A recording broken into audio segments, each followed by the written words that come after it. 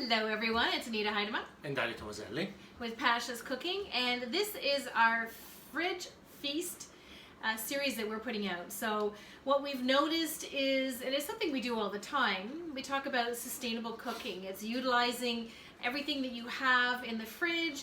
It's meal planning, it's preparing, not wasting any food out there. And so now more important than ever, it is really important to do that.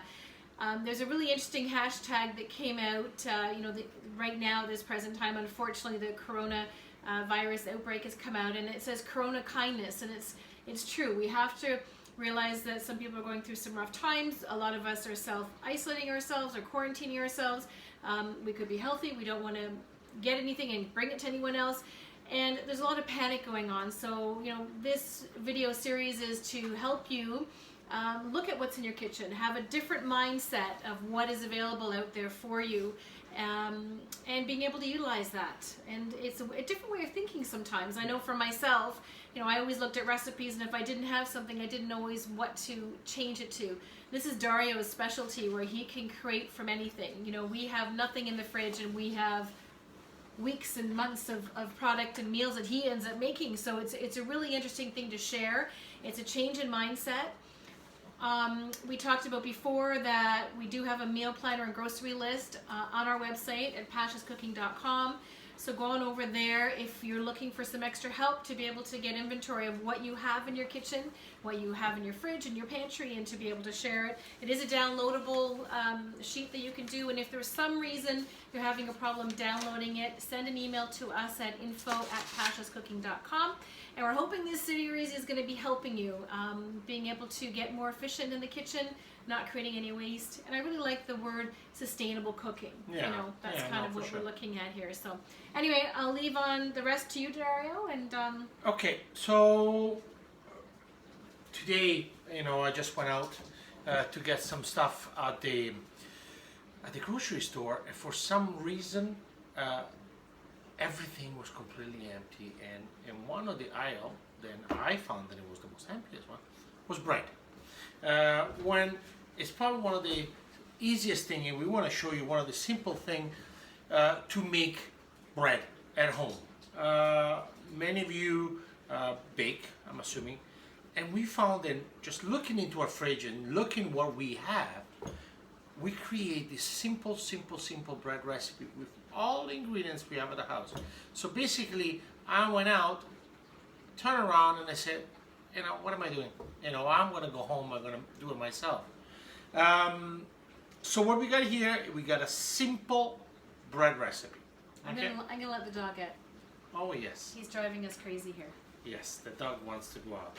Even the dog is quarantined here, and he says, I want out. So we talk about the recipe. The recipe is a simple thing, then you can do it. So I found some beautiful ancient gluten-free flour with some grain seeds there, some spelt, some sunflower seed, some pumpkin seed, and flaxseed too, I think. And flaxseed, Right. So this is gluten-free. Doesn't mean because it's gluten-free, it's not good for you. You can do without flour.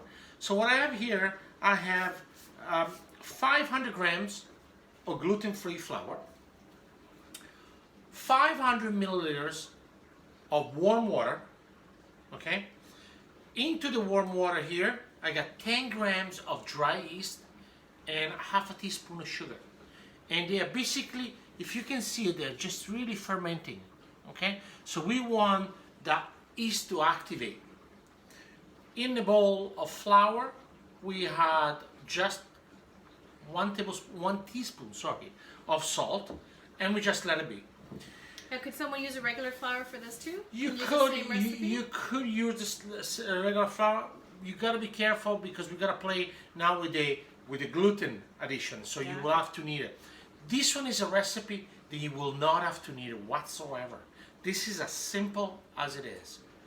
Gluten-free flour, some grains in it, water, yeast, sugar, salt. Done. What I found, I had in the fridge, I had some onions. So what I done, I took some onions, one onion here, maybe actually we had two onions here, and with julienne we cut them really, really fine, and we cooked them down with a little bit of olive oil, a very, very low temperature, until they become caramelized and translucent, right? When the yeast has fermented, we just add it into the flour little by little. Don't add it all at once. You fold all the liquid in it and it will become nice and sticky. And that's what you're looking for. Once it's completely incorporated, I had the Vidalia onions, I would say for the amount of 500 grams of flour, probably 2 large tablespoons of Vidalia onions cooked down. Then what I have here, I still have some sunflower seeds. I had some more sunflower seed. 1 teaspoon of flaxseed. Ground flaxseed. Ground flaxseed. It's got the full flaxseed already in Yeah. there. Yeah. So this one is more ground. You can see it's very, very fine. And then half a teaspoon of chia seeds. Okay? Chia seed is very good for you. Mm-hmm. Right? Both flaxseed and chia seeds are really, really good. All of them, actually. We fold everything up together. We drizzle with a tablespoon of olive oil to fold everything in it. We cover with a tablecloth, and look what we've done here. If you can look at it, it's just fermenting. So look at the consistency here. See? We just done it, but you can smell the onions. You can smell everything. It's very good. And And that's called proofing. we are going to proof it, okay? But you can do that in a bread maker as well, or you can do it in, we've got our new Cuisinart oven there too, which does proofing and air frying. That is perfect thing. I mean, we're very spoiled now with Cuisinart. For example, we put our bread into the proofer. We proof it probably for 1 hour. And Okay. for this one 1 hour too? 1 hour, 1 hour regardless. The Okay. fermentation needs to work because we don't have any gluten there, so it really has to proof. And then once it's proof, we transfer to a loaf pan. Yeah. Okay. It's We- an oiled up loaf pan. We're gonna oil up. We're gonna line up some parchment paper. We add the proof dough, and we bake it on a 375-degree Fahrenheit oven for 50 to 55 minutes until it's nice and light and golden. What I like to do before I bake it, okay, I brush it with a little bit of olive oil, and then I put it in the oven. When it comes out of the oven, what we do, we take it off the loaf pan and we let it dry, because what happens is it will remain too moist inside, and we let it be. Simple way to make a bread. It's not complicated. It's just very simple. It's just, as you can see, there's very few ingredients here. You mix them together and you let them proof. The best thing about this is, look at this. We made a bunch of bread. So here we got some gluten-free fennel bread. So you can play around with your spices you want it. So here we got some fennel pollen in it. Okay. We made a bread with caraway, rye bread, with caraway and oranges.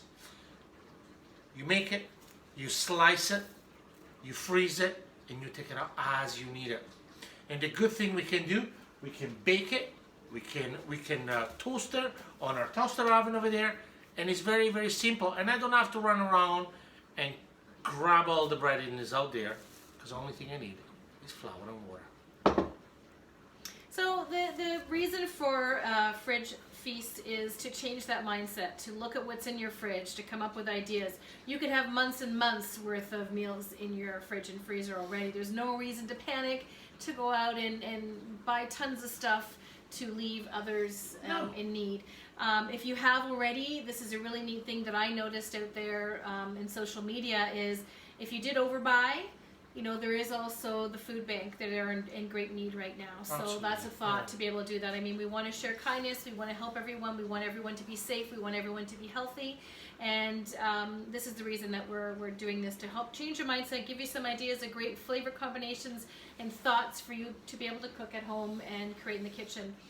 And if you have any other farmers that are local to you, or any, places like that, I mean, think about that. Think about supporting them. We want to be able to help small businesses as well during this time. And this one can be, right now with just a simple bread, you can add some caramelized broccoli in it, you can add some smoked Gouda, anything you really want. You can play around with whatever you want to do. Obviously, if you use vegetable, you would want to cook the vegetable first, or roast them, or marinate them, or do anything you want, and add them into the mixture. But again, it's not need for machine, it's not need for anything. This is only done with a spoon, water, flour, and mix it together and just let it proof. And voila! That's it.